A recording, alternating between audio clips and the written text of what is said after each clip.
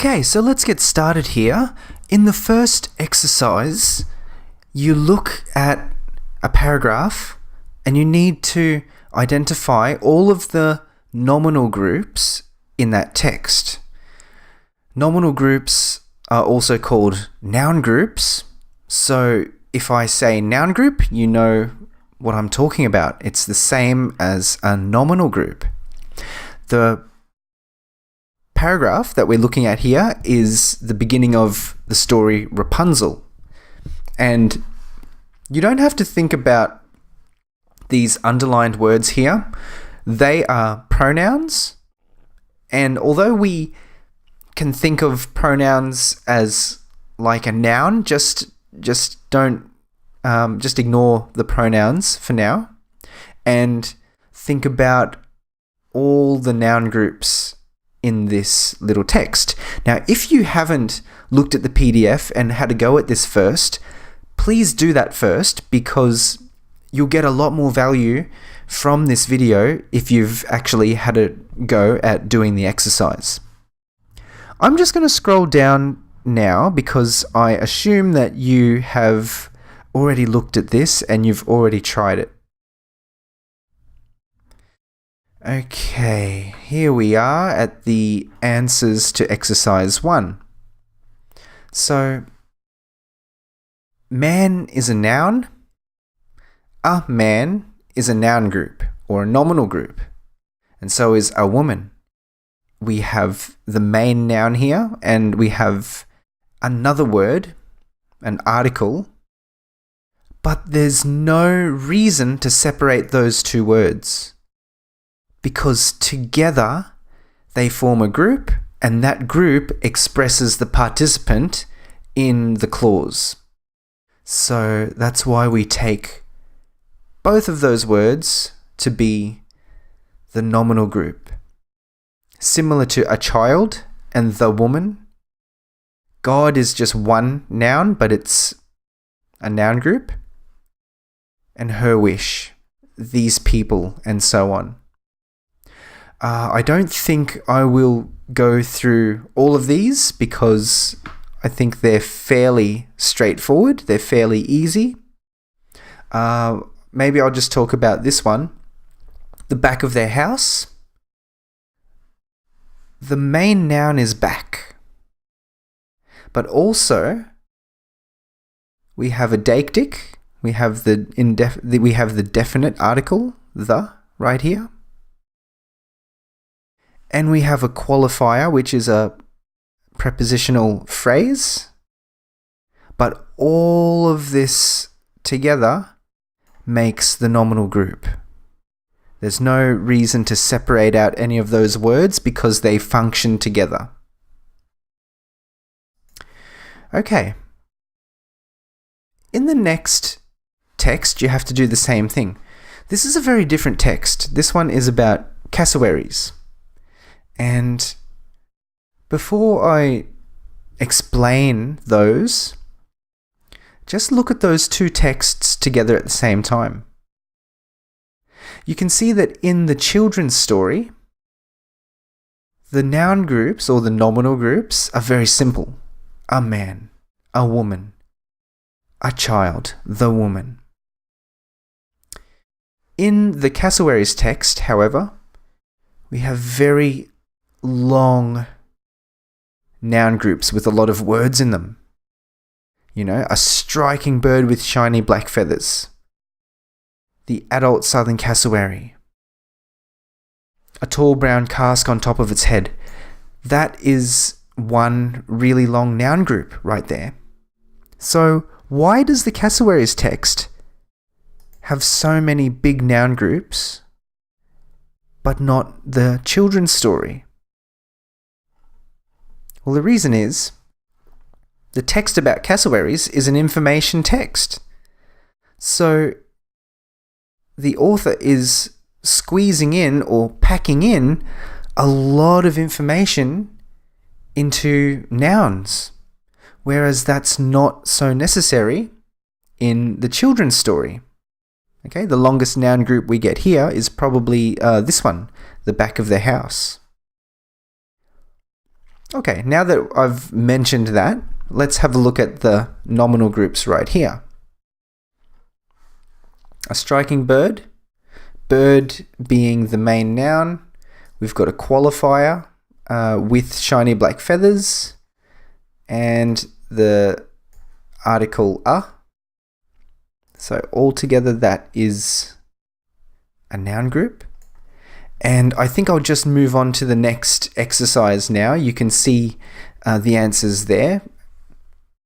Let's break down some of those nominal groups and think about the individual function of its parts.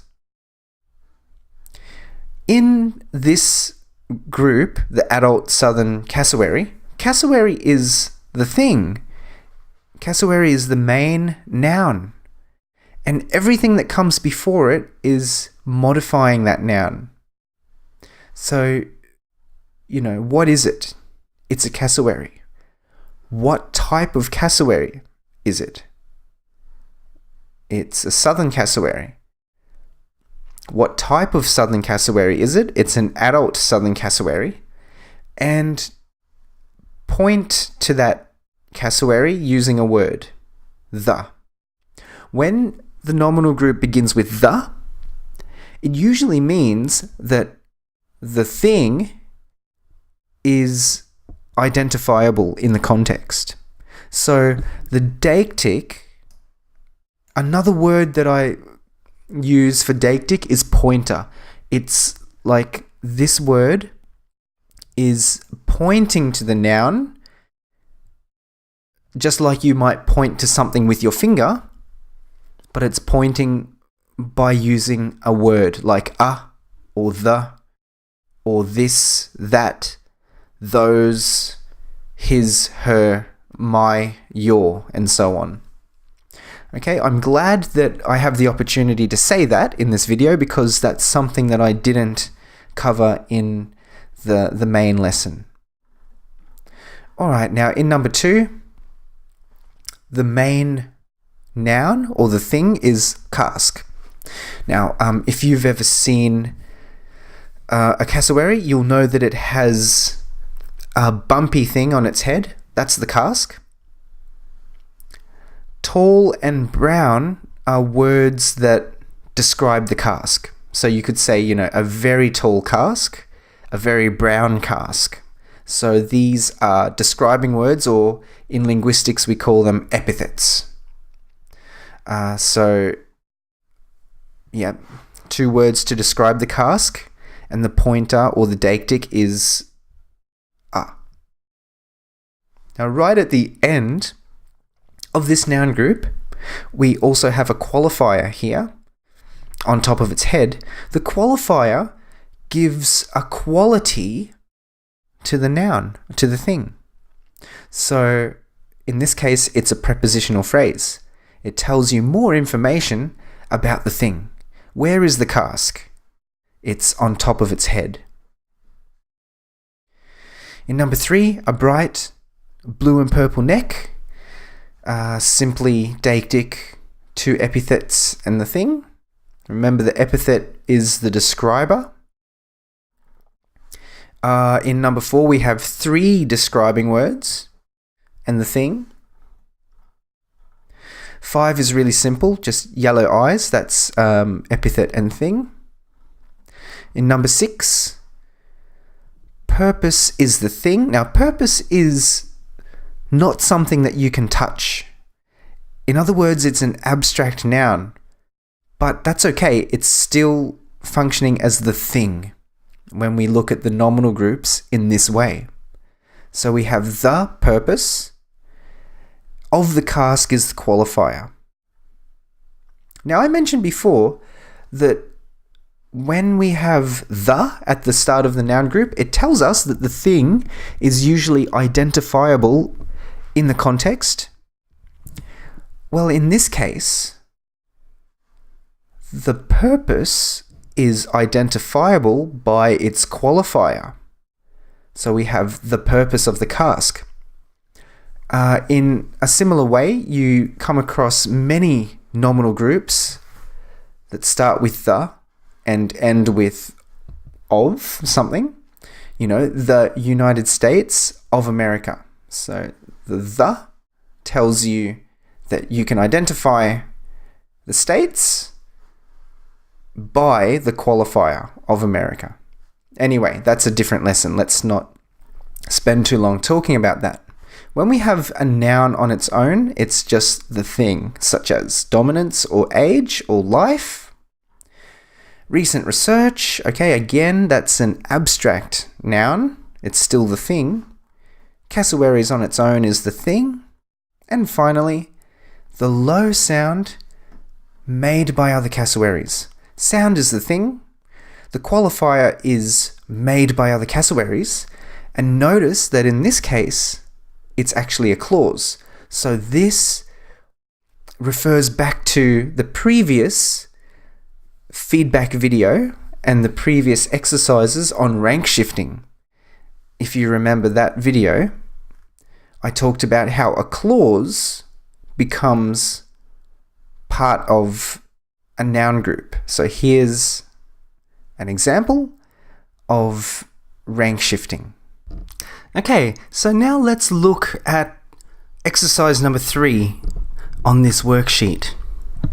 Exercise 3 is all about identifying the participants, the processes, and the circumstances in a short text. Again, the text we're looking at is the introduction paragraph to the children's story Rapunzel. You notice that all the verbal groups have been coloured in green. That's because a verbal group expresses a process. So why do we even call them processes instead of verbs? Well, this goes back to the explanation I gave earlier, which is that a verb tells you what kind of word it is, but process tells you what it does in the clause. And what we're looking at here is the experiential function of language. And as you'll remember, the experiential function of language is expressing the world. Now that could be the physical world, or it could be the inner world of experience. But in any case, we're looking at language and its ability to express happenings and actions, the people or things involved in those actions, and the situation in which they happen. So, looking at the first sentence, there were once a man and a woman who wanted to have a child. There are 2 clauses. In the first clause, the verbal group were expresses the process or the happening. A man and a woman, these nominal groups represent the 2 participants.